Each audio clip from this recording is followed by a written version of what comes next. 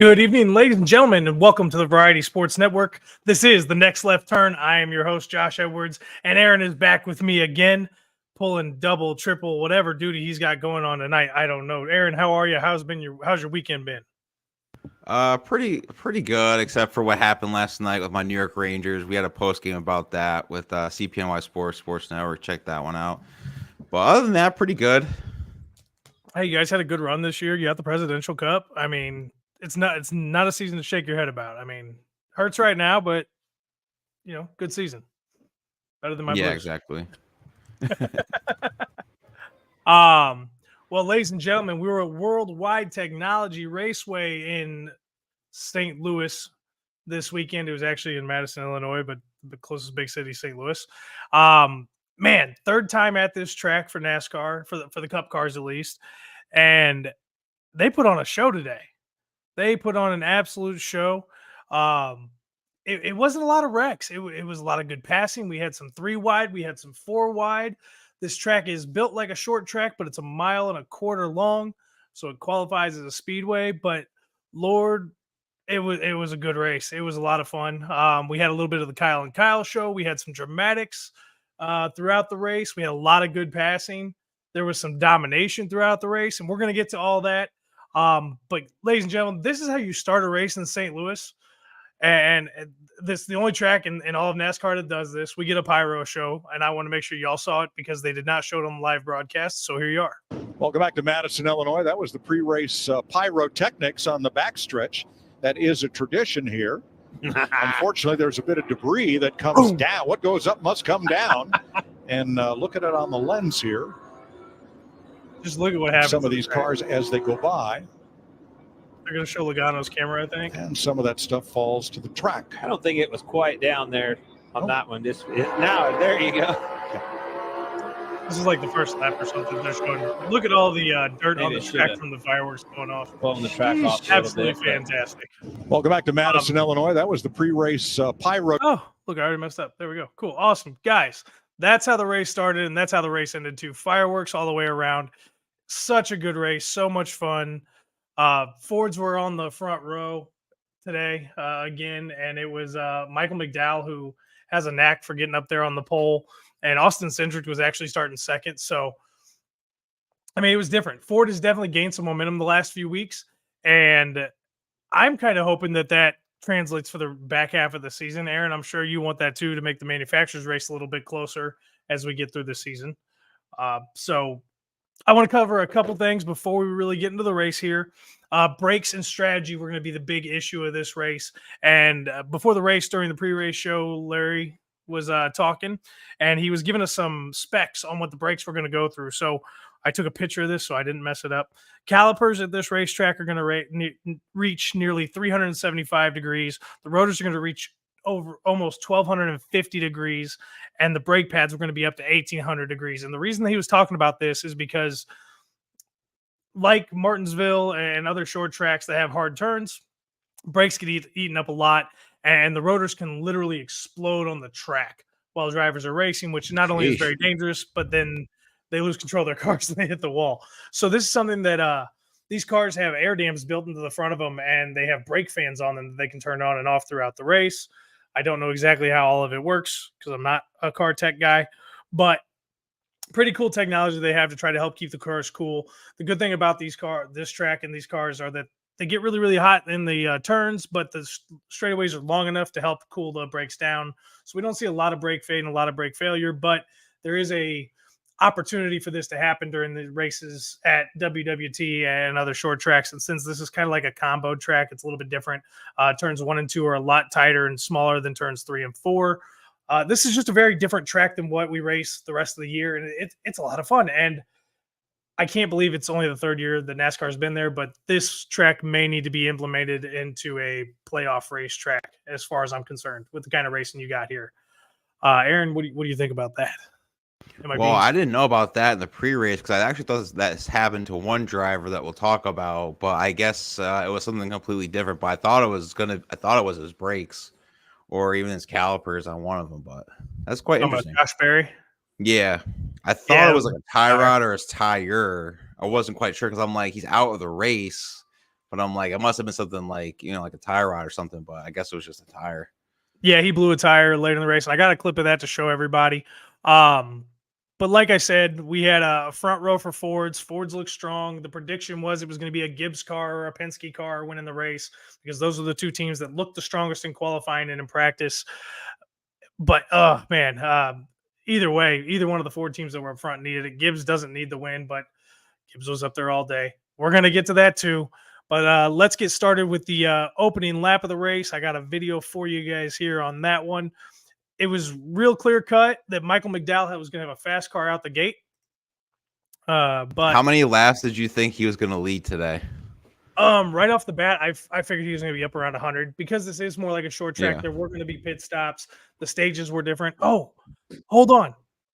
Talking about stages, they must have seen our short from last week when I went off about the stages. Because it's a 240 lap race for 300 miles. 45 laps was stage 1, 95 laps for stage 2, and then the final stage was 100 laps. I would have gone 45, 85, 110 for this, but this worked out really, really nicely. Pit road speed was 40 miles an hour, and your fuel window at this track 70 to 75 miles or 70 to 75 laps. That comes in handy at the end of the race to know that. But let's get started with this is the opening lap of the race. Green flag. The Enjoy Illinois 300 is underway, and McDowell gets a good jump.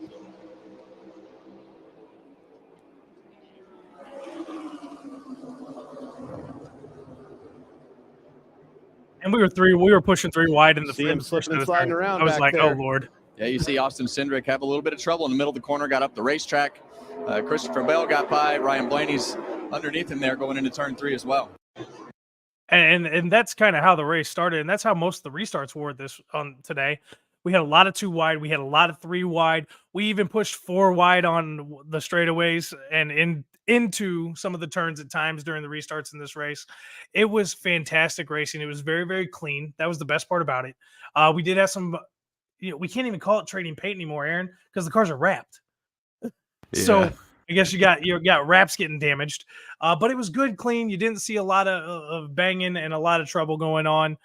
But Michael McDowell came out up front first, and he was just lightning out the box, man. The car was set up. He looked as good as he did in qualifying.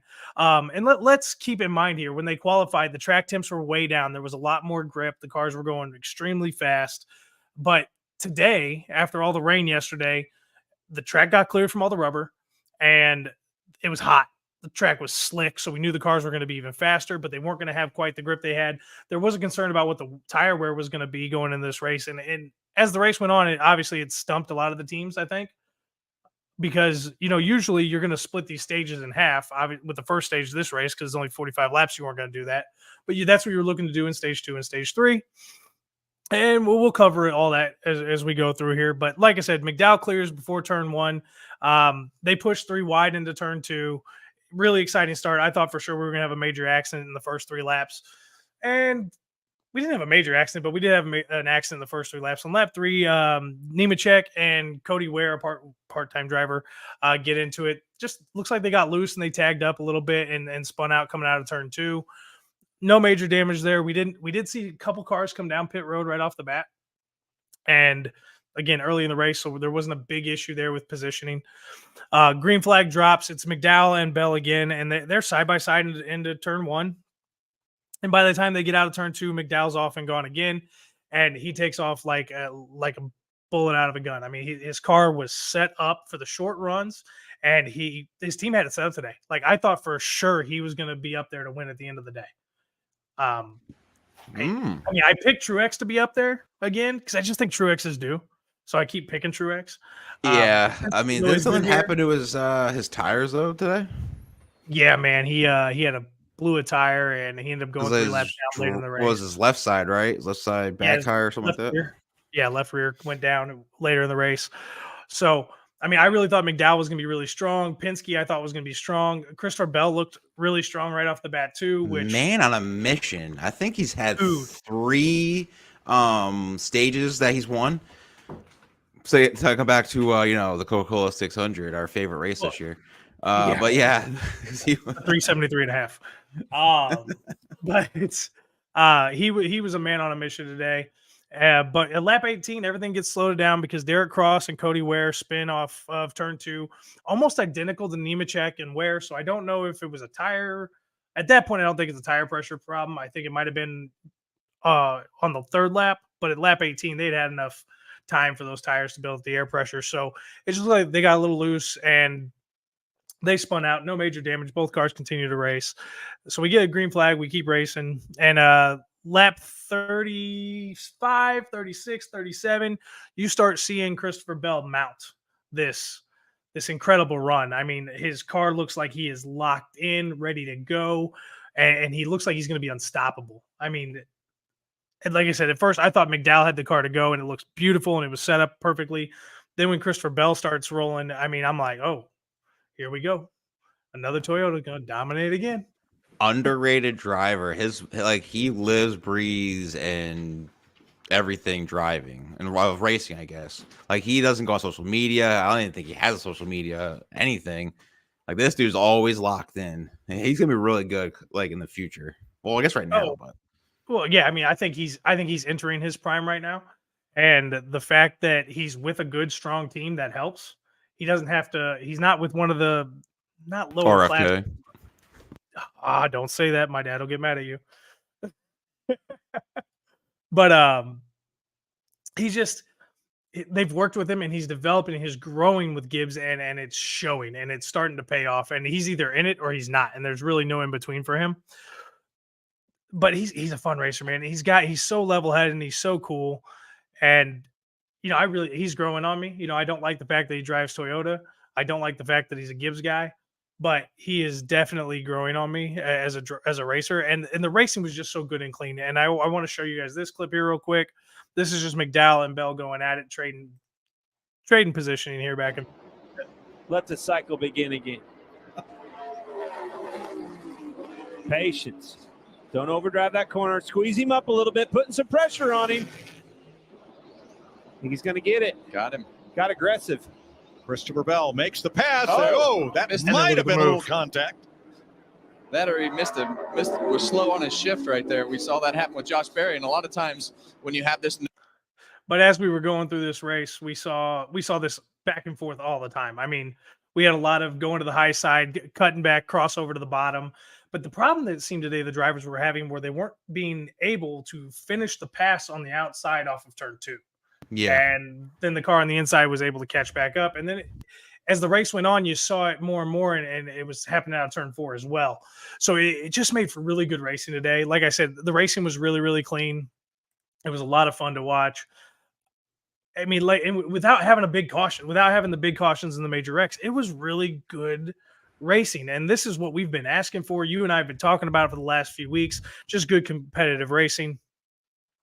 But right there, they were trading back and forth for a little while. But with about 6 to go, Bell gets to the inside of McDowell, and they run side by side through 3 and through 4. And that was actually the clip right there is actually the pass where Bell takes the lead and starts running away with it. I mean, obviously, you saw him kind of pinch him up into the wall a little bit. Strategy we've seen all year, especially with these cars, getting that side draft going. And then we get to the end of the stage without any other issues, and Christopher Bell gets the stage.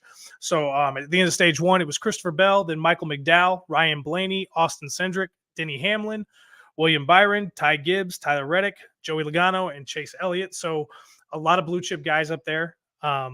Basically all blue chip guys up there with the exception of Austin Cindric. And I would say Tyler Reddick's not a blue chip guy right now. But the rest of these guys, and Michael McDowell's not, but the rest of these guys are blue chip guys we expect to see in the race every single week. What'd you think of stage 1? I was surprised that Joey Logano was in the top 10 in the stage.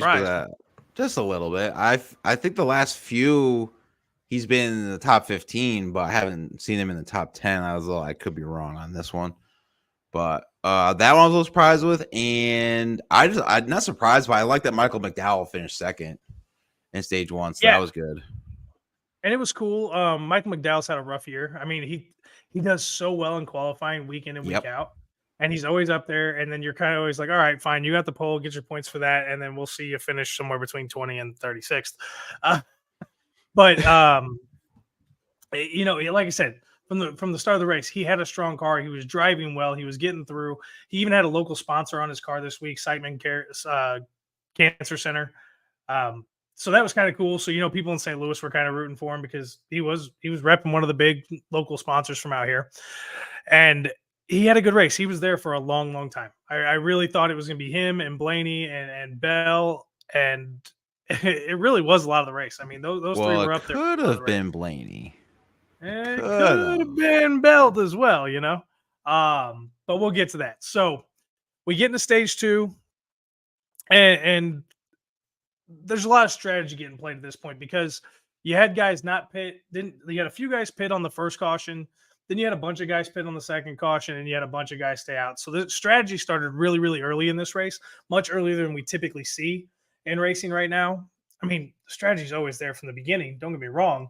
But we were getting to see strategy take place and change live early in a race. And it really carried throughout the race. Were you taking 4 tires? Were you taking 2 tires? Were you filling up with gas? Were you taking 1 can of gas?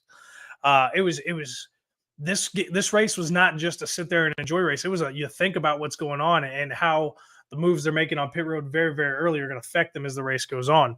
And there were many conversations about that. And again, the brake issue, there was a whole nother piece of the strategy they had to run on because obviously if you go a little bit slower, so you don't have to use your brakes as much, you're going to turn slower times and you're going to get past. But if you drive as hard as you can and you're burning your brakes going into the turns, you may not make the end of the race. So definitely a big strategy thing in this race.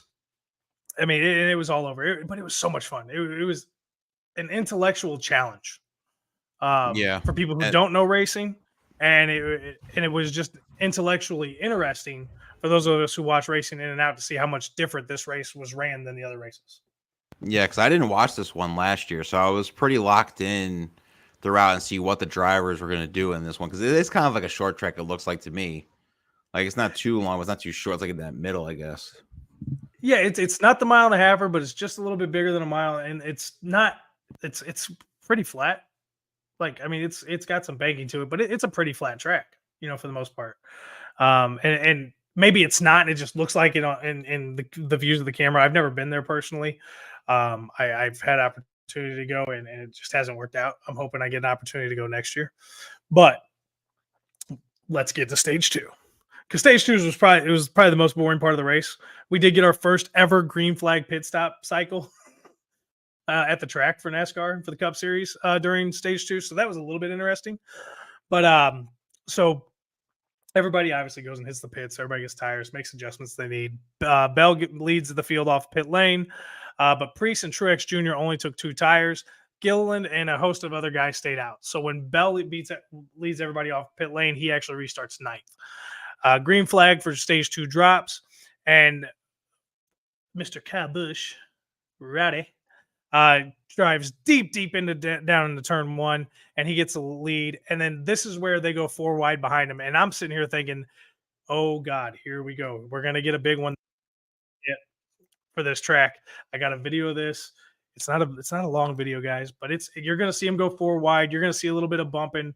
There's a little bit of contact with the wall. I don't know if it's in this clip or it might be in another one, but let me get this one up here and show you guys this clip. And drove right by Todd Gilliland. Oh, this scared me. Too close. This scared me. Yeah. 4 wide. 4 wide, still outside.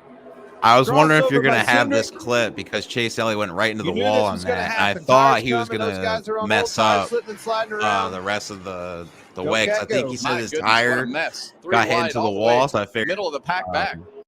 I thought what was going to happen with it, like later on in the race. Yeah, they did end up bending a tie rod, I believe, there a little bit, but they didn't break it. But yeah, it was him. It was Elliott and Blaney and McDowell and Ryan Priest all kind of jam up there 4 wide. That's not something I expected to see at this track. But it was, like I said, it was good, clean racing. There was no major damage there because Chase Elliott was in it the rest of the race. It wasn't anything that foobarred his car by any means. So again, just good, clean racing to start stage 2. Very exciting. We had a lot of this 3 wide and 4 wide up and down the whole time. Even when the track got spread out, as soon as cars got bunched again, we were seeing that 3 wide again. And the thing I was telling people before this race was this track is good for 2 wide racing all the way around. So we're probably going to see a fair amount of 3 wide. the 4-wide racing definitely caught me off guard. Very gutsy. We obviously got to see that, the track's not quite wide enough for that, but it worked out. Nobody got hurt and nobody's cars were taken out of the race. But by the time we get to lap 70 here, so we're about 20, 25 laps into the run, the cars with the fresher tires really start making a little bit of an impact. Now, we weren't seeing a whole lot of tire wear at this race track. Like, there wasn't a lot of it like you'd expect on a short track where they eat the tires up.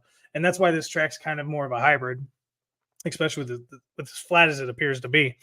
But Christopher Bell, I mean, before I get to that, at this point, RCR is up front. They're 1 and 2. It's Austin Dillon, who had a very, very good race, the best race of the season he's had, and Rowdy's up front at this point, leading.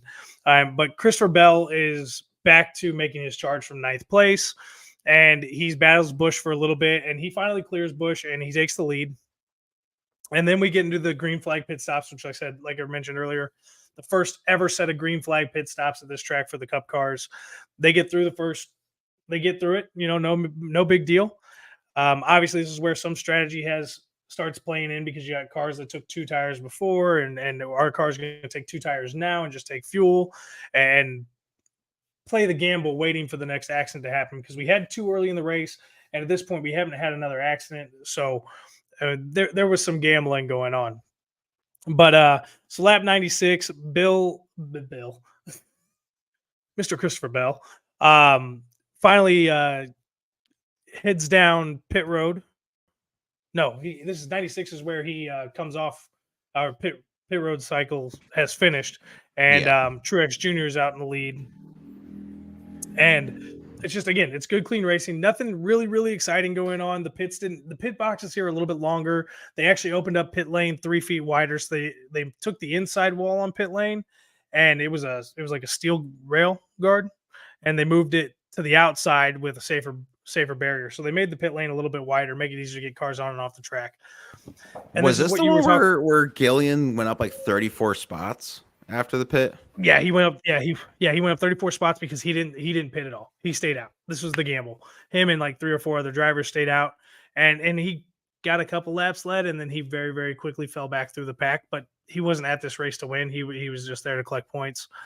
But like you referenced earlier, Martin Truex Jr. Ends up blowing a tire around lap 108, 109, and he has to get to pit lane under green. And it stunk for him because, he had a good car. He was ready to rock and roll. I don't have a video of this because it wasn't crazy. Yeah, it wasn't anything crazy. I thought he was it just like popped or whatever, because I don't think there was anybody around him when it happened. No. It's almost like this. It was almost like the same as the Josh Berry incident for the caution. Yeah, but Josh Berry's looked like it was some rough contact. I have that in here too somewhere, and we're going to get to that here in a little bit. Oh, there it is. So when we get there, I'll have that one ready. Excuse me. But yeah, Truex Jr. has to pit under green. He goes 2 or 3 laps down at this point. And it's just right after this. They're actually showing other parts of the track, and Christopher Bell gaining ground and just laying waste to everybody because his car was a rocket today. And as Christopher Bell's going around Josh Berry blows a tire and hits the wall. Caution comes out with this one, and a bunch of cars hadn't pitted yet. Cindric's one of them, and I know we don't talk about Cindric that often, but there's a reason why it's important that Cindric was one of the cars that had not yet pitted. Now, here's a video from a couple different angles of Josh Berry hitting the wall. I'll let you guys check this one out. Top of the screen. It is. I don't know. Or is that a tire that went down? Or maybe the rotor blew the tire. So here's Christopher Bell passing him to tell. Wall. I mean, the left front tire. Yeah, that's why I said I didn't look anybody was around him, because I didn't think no one bumped him to get the flat tire. But just look how quick. I mean, he can't turn. He just smokes. Yeah. Just smokes it right into the wall. It was a tough accident. And then you see him here. He gets out and he's looking to see what the problem was. Was it a tire or was it a rotor? Like, he wasn't sure. And that tells us everything, because he lost control of the car so quickly that he had no idea what happened. There was no warning sign for him. So he gets, and you don't usually see guys hop out the car that quick and start looking at him to see what was wrong. But obviously he was curious. So Josh Berry ends up being the first car out of the race. Unfortunate for him, with the news of Stuart Haas breaking this week that all 4 Chargers will be sold and the Stuart Haas will be shutting down operations at the end of this year. There are rumors out there that Stuart may be getting together with Earnhardt Jr. for some kind of a collaboration. I saw that Friday afternoon, I believe. Again, it's a rumor. That's new. It's a rumor. I cannot verify the source. Yeah, because Junior has it for Xfinity, right? He has a team there. That's where Josh Berry came from.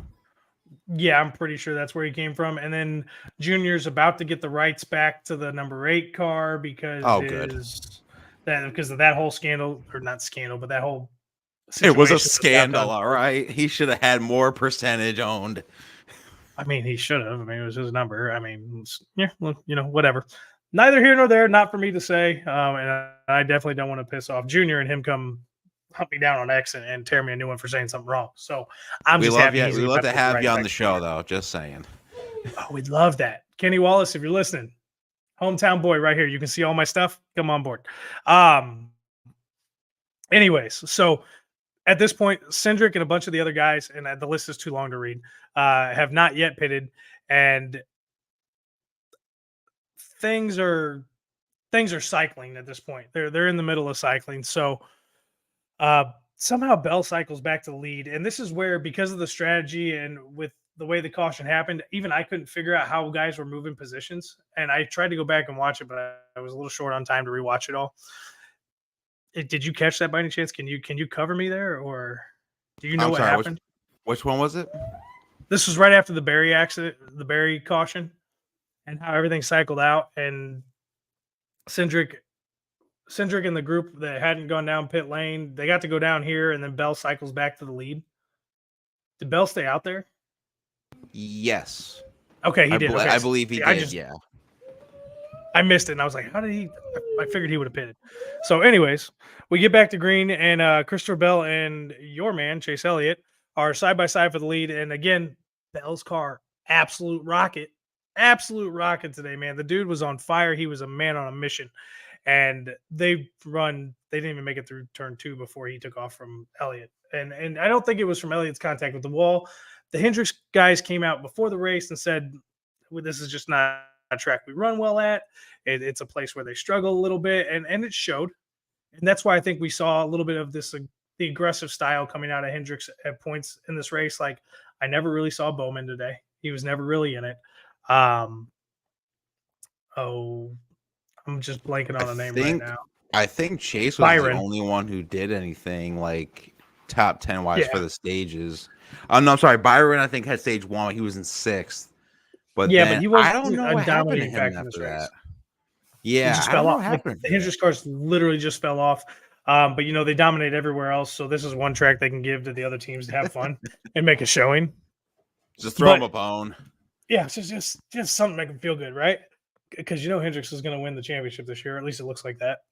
Gibbs has a shot. But with stage 1, or with 1 lap left to go in stage 2, we get the Kyle and Kyle show back. We've seen this a few times this year, not quite with this outcome, but Kyle Larson and Kyle Busch are fighting for space, and they're doing this for a couple laps. And Larson gets a little loose. It looks like to me he gets a little loose, and I don't think he touched Rowdy at this point. But when they got back side by side down the front stretch or the back stretch, I think it was the back stretch, it looked like to me that Rowdy kind of came down and checked Larson a little bit. We see smoke come from the tires where they were rubbing, and going into the next set of turns, Larson gets a little loose and loses the back end and collects Busch. I do have a clip of this. I actually have a couple clips of this we're going to watch, because I like to show multiple. Yeah, I think Larson hit into Busch first. Like what you're saying, he kind of got a little loose, and he kind of he clipped them, and I think in the rear, but nothing happened. And then because they were right on top of each other still, that's when Kyle Busch kind of initiated that hit. And then Larson kind of did it again when he hit Kyle Busch. That's when Larson kind of spin, and then Kyle got into that spin at the end of that altercation. Well, we got 2 different clips of it from 2 different angles. We're going to show them to you, and we're going to let you all be the judge. Message in the comments and tell us what you think. Was it Larson's fault, or was it Rowdy's fault? Yeah, you see him come up at turn 2 right here, and I think that they make a little bit of contact right there. Kyle Larson trying to side draft, and then I think Busch is frustrated with There's that. a smoke. Should have hit Tires. again. Squeezes him down the racetrack, and then Larson spins out into the 8, and they both hit the fence. So I think Kyle Busch was frustrated with Larson. You see him way down the racetrack. Yeah, once they make that turn, he's trying to hit him right there. And I'm not gonna play the audio there because I don't want to unbiasedly make anybody have an opinion there. Now this is the in-car angle of it. You guys know I love showing these. I think they're super neat. Larson's on top for this one. Busch is on the bottom.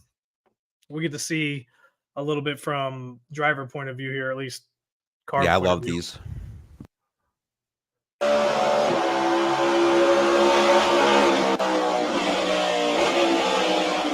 So he just loses it. And it's all because of the little rub right there in the beginning. They kind of rubbed up on each other. Hey, Rubbin's racing, baby. That's what this is about. Giving us a touch of that short track feeling. I love it. I love it. Now, I honestly did not think that this accident was going to put Busch's car out of the race. So it must have taken more damage when the front end snapped back around. I'm guessing it broke one of those tie rods that they talk about. You know, and this is something that I don't understand. And Aaron, maybe you can answer this for me. These cars are very tough. We've seen a lot of these cars take a beating and be able to still go out there and turn fast laps. Not as fast as they were undamaged, but fast enough to stay in the race and be competitive. What is with these tie rods breaking all the time? Like, we see this almost every week. Somebody has a tie rod break and it takes them out of the race. Like, these cars are made to be modified in season for things that need to be done. Why haven't these been worked on? Or is it something that can't be fixed? Or do you not know? Because I don't know. And it's something I feel like I'm going to have to look up if you don't know. Yeah, you might have to look it up because I'm not even sure because I haven't seen this before, even in the past. Not like tie rods weren't really breaking like they are this year. So maybe it's just is it the manufacturer? I'm not quite sure. It's definitely something, in my opinion, that NASCAR needs to look into. I got one more clip of it from another angle. Let me find it. Here it is. This is going to show us a little bit of the angle we've already seen.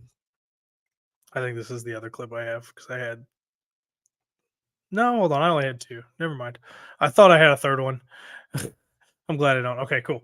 So the Kyle and Kyle show results in an accident, puts Busch out of the race, and Larson actually ends up making it to pit road and gets back on the track on the lead lap, like Hendrick's teams do. It's absolutely insane. I don't know how they have such good luck. This guy has so much good luck.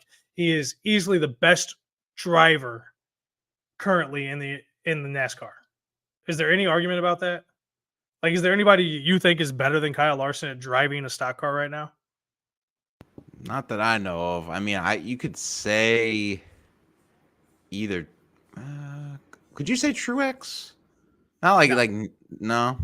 Not for me. He's not in the same tier. Like I feel like right now, but Kyle Larson is in a class all of his own, and you got a bunch of guys in the second class, and then some guys in the third, and then you got a few guys in the fourth class. If I were to break it down into 4.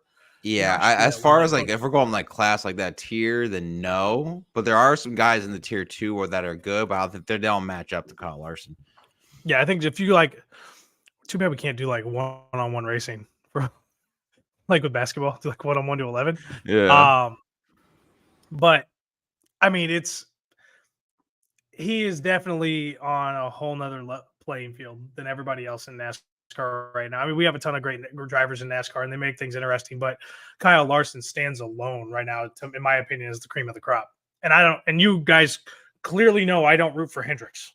Like, I don't, but I'm unbiased enough to say that this dude is a boss. Just absolutely fantastic. Now, like I said, that was on the last lap of stage 2. So the stage 2 winner was again Christopher Bell. The third time this year third time in his career he's taken stages 1 and 2 in a race. Austin Cindric finishes 2nd, Ryan Blaney 3rd, Chase Elliott 4th, Brad Keselowski 5th, Joey Logano 6th. That's all 3 Penske guys in the top 6 entering stage 3. Chase Briscoe 7th, Carson Hocevar, who has been getting better and better and better week in and week out as a rookie, gets 8th. Austin Dillon has a nice stage finish at 9th, and then Denny Hamlin is still in it at 10th. And he was quiet today, man. Hamlin was quiet today, but he was there. He was And did there you all day know? long, just like he always Yep. is. And did you notice too in stage 2 is predominant Fords? Oh yeah, It was almost like they were th- telling us something. it's something's coming. Ford's figured it out. And what did I say? What I say 2 or 3 weeks ago?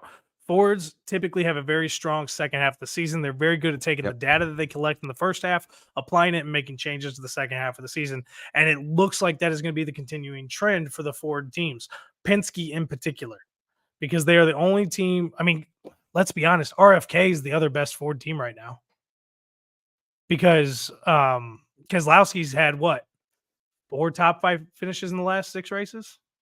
5 Yep, in the with a top win. last 7, I think, with a win and 2 runner-ups. Like, and he got a 3rd Yep. place today. So, we can make fun of RFK all we want, but with a 2-car team, they are putting in the work. If Buescher's not up there, Keselowski is.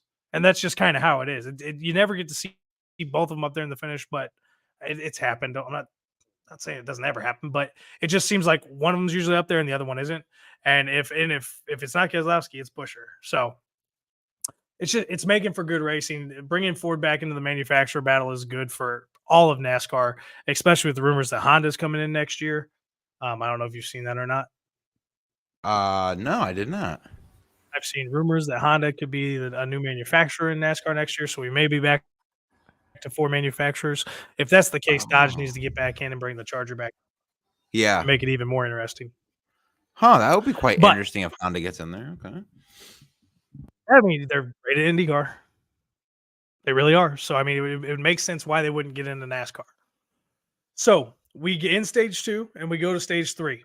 Bell takes almost all the leaders down to pit lane. Here's our first big strategy play. The 3 Penske cars all stay out. All 3 of them together. Were you nervous on that or confident? Because I was watching, I was like, oh, Josh might be a little confident in this with 3 back-to-back Penske cars.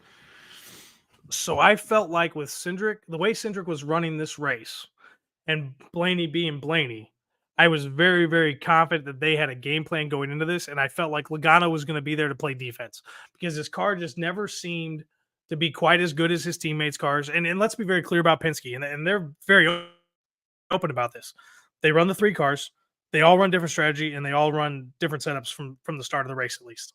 Obviously, this was something that was talked about where all 3 cars stayed out together because we'll actually see that they don't always communicate everything because in the stage 3 there was a kerfuffle, I guess is the best way to call it for the team Penske. A Fugazi? We'll get there. A Fugazi. That was great that he used that today, wasn't it? That was awesome. And he used it properly. And if you guys don't know, go back and watch the whole race. I don't have the clip here. Actually, you know what? It's on X. It's on the Fox NASCAR X page. They have it all quoted out from Harvick. But so to start stage 3, it's Cindric, Blaney, and Briscoe get 3 wide, and Logano kind of pulls back a little bit, and Cindric takes the lead off of turn 2, and it's on. You know, we got 100 laps left, and at this point, it's Bell's back there. He's got to work his way up, but everybody's talking about how, and we all know this at this point in the race, Bell has the best car today. Bell absolutely, without a doubt, has the best car, top to bottom, out of the whole field. He could run high, he could run low, and he could run the middle of the track. The car was handling very, very well, and he had all the speed he ever needed. Like, it was destined that Bell was going to win this race. It really was. I didn't think that Penske had a chance, but I was looking for like 3 Penske cars to finish top 10. That's all I was looking for at this restart. Did you think that Bell was going to come back and make his way through the field and win this race? At this I point? thought so. I think he led the most laps at all the drivers today. I think he had 80. Yeah, I'm pretty sure he did. Yeah. So yeah, I thought he was have going to win that for on me. sure. Because I kind of wish he did, because then he could be like, okay, well, is this one legit? Like, I feel like he could have said something like that. What happened last week? But yeah, he was running really well today, though. Well, this is, I mean, he ran really, I mean, maybe one of his best races he's ever run. It's got to be up there for him. The car was just insane. He was insane today. But like I said, so Cindric wins the race off turn 2, and he takes the lead. We get some changes back and forth, but Cindric goes in and leads a lot of laps here, and things start happening, and we get down to about 70 laps left, and at this point we know they got to get fuel, and is it going to be 2 or 4 tires? Or are you going to run the 2 tires and hope for the caution, and get to come back in again and for positioning? Are you going to take the 4 because stage 2 basically didn't have a caution until the last lap of stage 2? Yep. So it was very strategy based at this point, and the move you made going into stage 3 or halfway through stage 3 was going to dictate what you did the rest of the race. But we start seeing pit stops happen, and I don't remember who went down pit lane first, but I know that Blaney, was it Blaney or Cindric? Blaney and Cindric went. It was Blaney. Blaney went Yes. without letting anybody else know, and it was by strategy. They didn't want to broadcast over the radio between the spotters because they didn't want other cars coming with him. He wanted to be by himself. Cindric actually makes it out with him, and now all the rest of the cars start coming down pit lane after they get off. But as they come out, Blaney cycles out ahead of Cindric at this point, which puts Blaney in a good place to go run. And Bell waits for I think it was 16 or 17 laps before he comes down. And this is where I got really nervous because I was like, all right, Bell's going to have the best tires for the last 40 laps of the race. That's where he ran very, very well for the first 45. This is probably going to be it. Penske just blew it because they pitted too early. And I was a little worried about fuel going out of this point because I didn't know if they were taking both cans or if they were just trying to get on and off as quick as they could because it was a green flag. So it was a long cycling here. It took a long time to cycle everybody through to get everybody back into their actual racing positions. But it was like what, lap 20, like 24, 25, 26 laps left. Brad Keselowski has cycled up and he's in the lead, but he still hasn't pitted yet. And he was told he should have came in, but he, being partial owner of the team, he made a call to stay out because he wanted to take that bet on that there was going to be a caution and he was going to have the track position to carry him through. Unfortunately, It doesn't work out from him. Chase Elliott did it though, because I think he was in 5th or 7th, and then he pit, and I was like, but I was thinking, oh, maybe he's doing something like what you were just saying. Let me just pit right now, get the fresh tires so I can move up, and that he couldn't recover after being in that top 10 to end the race. But I thought it was interesting that he would do it though around that time. Like I said, man, I mean, so the last 2 races that have happened here, there's been a caution with 3 laps left. And it's been overtime finishes. So I think they were playing off history and then they were rolling the dice, hoping it would work out for him. And it didn't, unfortunately, for Keselowski, you'd think, because you'd think he would have gotten dropped way back into the field. But he doesn't somehow. The pit stops out here were just amazing today. But anyway, so it's like 25 laps to go. Larson finally hits the pits, and Blaney cycles back to the front, but Bell is right behind him. I mean, at one point, Blaney and Cindric were 24 and 27 seconds behind the leader. And the leader at the time was Keselowski and Larson and Elliott, those guys who were waiting to pit. And you were waiting for those guys to pit so we really see where we're at. But while this was going on, Bell made his pit stop and was already catching up. And he was, I think when he went into the pits, he was only 6 seconds behind the leader. And by the time he got back out, he was 7 seconds behind. And with those tires that were 20 laps fresher, he was really moving through the field. And we get into this. I mean, we get this absolute great battle between Blaney and Bell with like 23 laps left. This battle starts going on. And let me see if I can find the video of that. I'm sure I have it somewhere over here. Maybe I don't. Hold on. I got lost in here somewhere. No, I sure don't. All right. I'm sorry, guys. I don't have the video of that. But Blaney and Bell are racing side by side, and all of a sudden, and I mean out of nowhere, it looks like Bell just loses power. And he thought he blew his engine or was blowing his engine. So I got a little clip of that happening here for us to watch. Like I said, this is Blaney and Bell going at it, and this is Bell basically conceding the race. Here's Christopher Bell's radio. I'm blowing up. Game over. No way! Oh my goodness. I mean, before that radio transmission, one of the greatest battles of the season, and Christopher Bell has to pedal. He still finished pretty good though, but what a blow. Yeah, well, I mean, he finished pretty well with some help. I mean, he had some great help from his teammate Martin Truex Jr., who was 3 laps down, who couldn't win the race, which we're going to touch on that. I don't have any video clip of that, but it was awesome. From that point on, when Truex finally worked his way up to him, because Bell fell like 3 spots right off the bat, and then the gap was so big at that point with all the lap traffic that by the time Truex caught up to him, Truex would basically come up to him and he would push him down the straightaways, let off in the corners so he had space so he didn't spin him out, and then come off the corner, and as soon as he could, he'd hit him up on the straightaways and he'd push him down the straightaways. And he was giving him back a second, roughly 0.7 to a second worth of time a lap, because that's how much he fell off because he just couldn't run the engine anymore. So at this point, Blaney's got like a 3-second lead. Cindric's stuck back in a little bit of traffic, and it looks like this was Blaney's saving grace to win the race. I mean, the best car in the race just fell off. Cannot run anymore, cannot push. And it's absolutely insane. I guess that was on like lap 18. So there was a good 5 laps where Blaney and Bell were just passing each other, doing a crossover, passing each other again, crossover, pass again, crossover. I mean, it was just back and forth. It was so much fun to watch. Go back and find from basically lap 25 to lap 18. That was some of the best racing we've seen all season between two guys.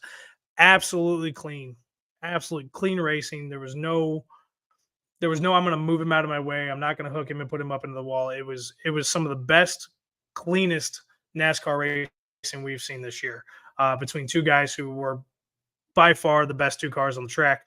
Blaney did a great job during this battle of maintaining his tires, doing a little bit of aero blocking, and just being smart strategically in front of Bell, because he kind of knew where Bell was running all day. I mean, he was behind him a lot of the day, so we got to watch his line. He knew what Bell was going to do, and he looked like a champion. Blaney looked like a champion today in the way he approached the race. Would you agree? Yeah, he just made one mistake. Now, the question is, was it his mistake or was it somebody else's mistake? And we're going to get to that. So, like I said, that was 18 laps left. Bell says, I'm blowing up. It's over. But they work through. He does end up finishing the race.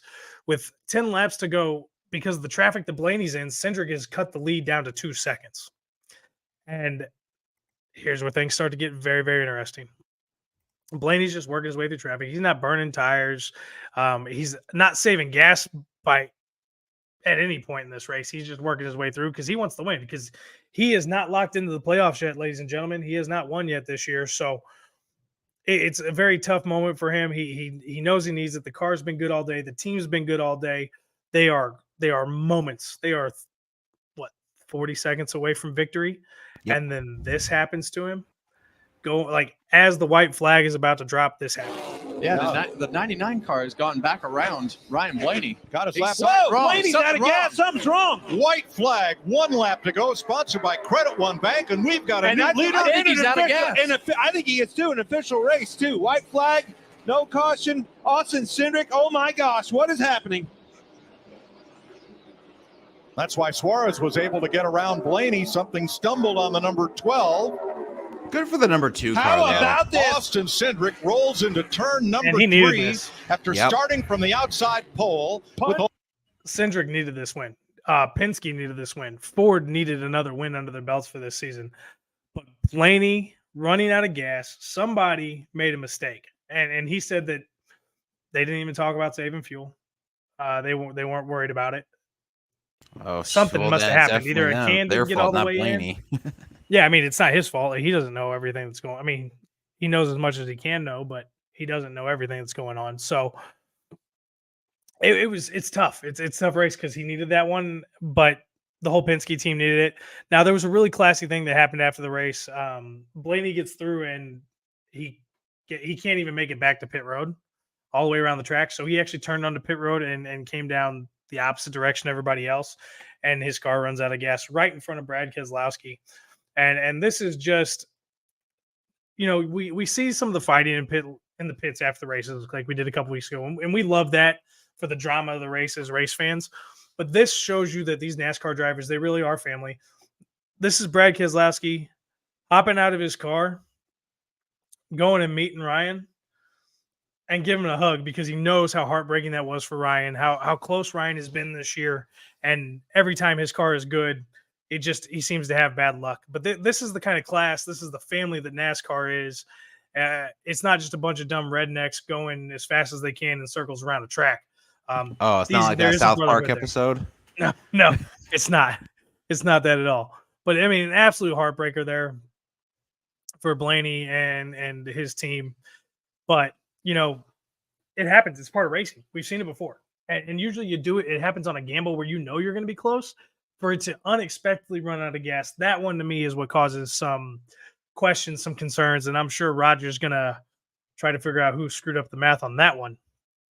But Austin Cindric does get his first win of the year. His first win since he won the Daytona 500 in 2022. A win he very much needed because he was definitely, in my opinion, on the chopping block from Penske to be, especially with these drivers that are going to be available next year. Noah Gragson, Josh Berry being available for next season. So very big win for him. He looks strong all day. Let's get down to the full race breakdown and the finishing order. So we had Austin Cindric with the win. Denny Hamlin gets second somehow. Brad Keselowski third. Tyler Reddick fourth. Joey Logano gets fifth. He needed it. Austin Dillon, best finish of the year in sixth. Christopher Bell finishes seventh after his debacle. Carson Hocefer, eighth. Justin Haley, ninth. Kyle Larson's 10th. Ty Gibbs, 11th. Ross Chastain in 12th. Your man Chase Elliott finishes 13th. Buschers in 14th. Mr. William Byron in 15th. Todd Gilliland, 16th. Another top 20 for him. Chase Briscoe, 17th. Daniel Hemrick, 18th. Zane Smith, 19th. Stenhouse Jr., 20th. Bubba Wallace, who was really good here last year, then had some innocent with the wall last year, finishes 21st this year. Gragson, 22nd. Suarez, 23rd. Blaney ends up finishing 24th because he was the last car on the lead lap after losing all the fuel. Michael McDowell, 25th. Eric Jones, 26th. John Hunter Nemechek from that early wreck finishes 27th. Bowman, 28th. Priest, 29th. Derek Kraus, 30th. Harrison Burton, 31st. Corey LaJoie, 32nd, right where he normally is. Mr. Dependable. Cody Ware in 33rd. Martin Truex Jr., unfortunately, 34th. Kyle Busch, 35th. And Josh Berry, 36th. It was a race, man. It was a really, really, really good race. It was a lot of fun to watch. Did you see the part where I think Ty Gibbs almost ran over one of his pit crew members? No, I did not see that. I got a clip of this to show you because I was like, it's an extra I can show at the end of the show. Let me get this one up here for y'all. Just a pit stop. And he almost, runs over one of his guys. He's trying to find that grip on the outside, but I don't think Look at all the dust come out of the tire from all the brakes. There's the Ty Gibbs spot. Oh, Jesus. That's what you're talking about. I see it. Still holding strong through 3 and 4. Front tire changer ends up being okay. No big deal there. I mean, it is a big deal, but no blood, no foul. The man's okay. But that was earlier in the race, and that was real, real close to being something that could have been tragic or detrimental to the team. But like I said, fantastic race. All the drama, all the fireworks you could want for a race without a ton of accidents. Literal fireworks to start the race, and then a grand finale at the end there. I mean, like I said, Bell looked like the clear winner on this one because his car was set up perfect. He somehow saves the engine to finish the race 7th after a dominant performance, taking stages 1 and 2. Ryan Blaney, who was there all day long, ends up finishing 24th after running out of gas with 1 lap to go.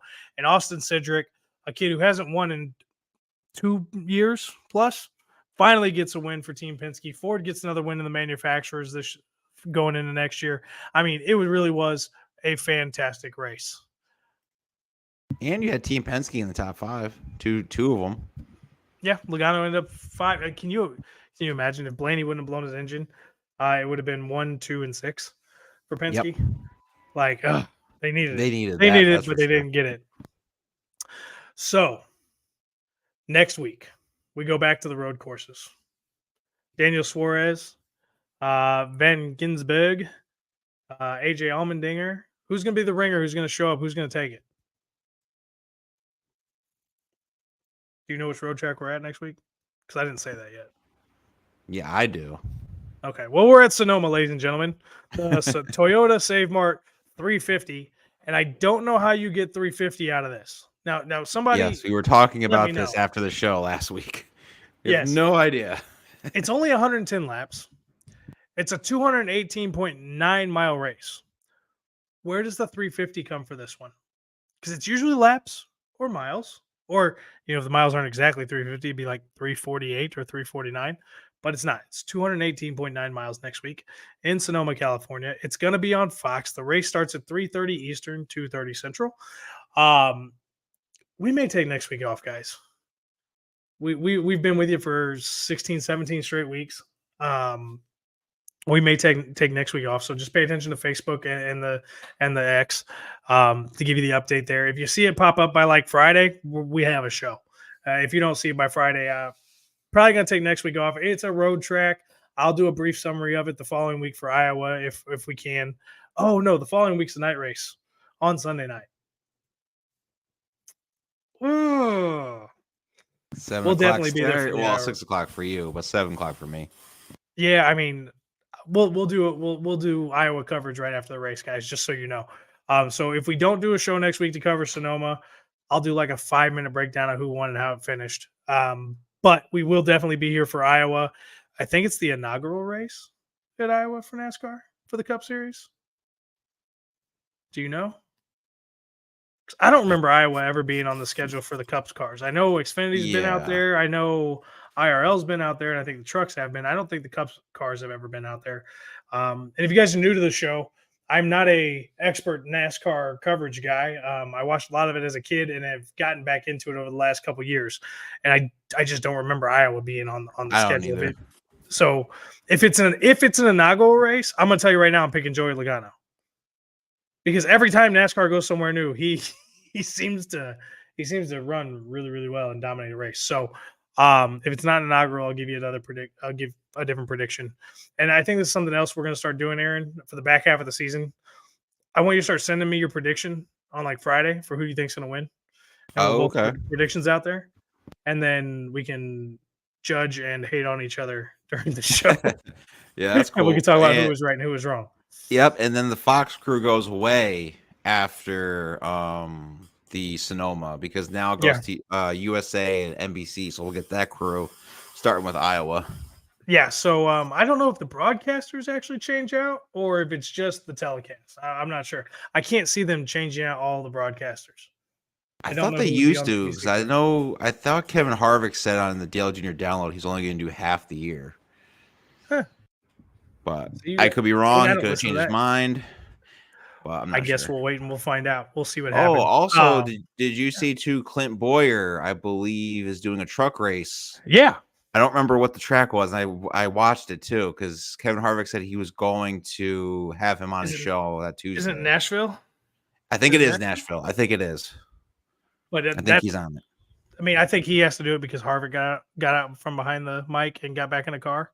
So yeah, because like, he's driving the number 7 truck. Yeah, I did see that. So I can't remember where we're at. If you want to watch that race and give us a little rundown of how he does, perfectly fine with that. That's just one I probably won't be able to catch.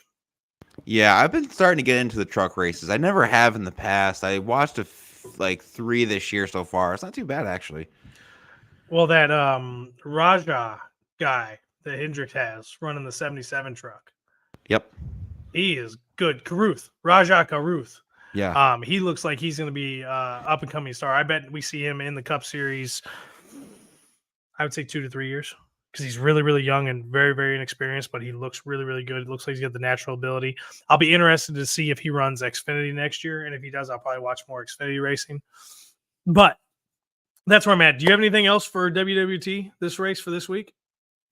No, I think we pretty much covered everything we needed to. I don't think we missed anything, but I just enjoyed that it was actually a good race. I think there was only like 4 or 5 cautions, and they weren't really too bad. And it's kind of funny. I'm actually kind of glad someone other than Gibbs or Hendrick won this week. That's a little change of scenery. It makes things more enjoyable because, like, every week I go into it and I go, all right, which Hendricks driver is going to do it this week, or which Gibbs driver is going to do it this week? It's nice seeing the Fords get back into it and other teams be competitive. I enjoy it. So obviously I root more for Ford than I do the other two. Unless it's the Watermelon Man. I root for the Watermelon Man in Trackhouse over in Chevy. But ladies and gentlemen, thank you so much for joining us tonight. I see there's like 65 of you with us live. Thank you so much. Make sure you hit that like button right here in the right-hand corner for this show. And also, too, you answer all comments and questions if you put it in the stream. We're not afraid for what the questions are and or comments. But yeah, I appreciate everyone watching. Hell, I'll even take your ridicule, or if I've said something wrong, please correct me if you know better than I do, because you're not going to hurt my feelings. We want to bring you the best content we can, and we're doing the best we can right now, getting better every week, I think. Even the technological stuff of getting the videos up is getting a little bit smoother. So it's starting to come around. It's not as easy as everybody thinks it is, but man, it's coming. So you guys have a fantastic week. If we don't see you next week, we will see you on Sunday, June 16th after the Iowa race. Pay attention to the X and the YouTube and the Twitter to find out if we're going to do a Sonoma race. But I think it'd be a good week to take off and get us a break because we've been really busy. I know, Aaron, you've been super busy with hockey. I've still got 2 baseball shows I do on top of this. So pay attention to everything. Like I said, if you don't see us next week for Sonoma, you will see us for Iowa and every race after that. You guys take care. Have a fantastic week. Thanks for joining us, and we'll see you soon.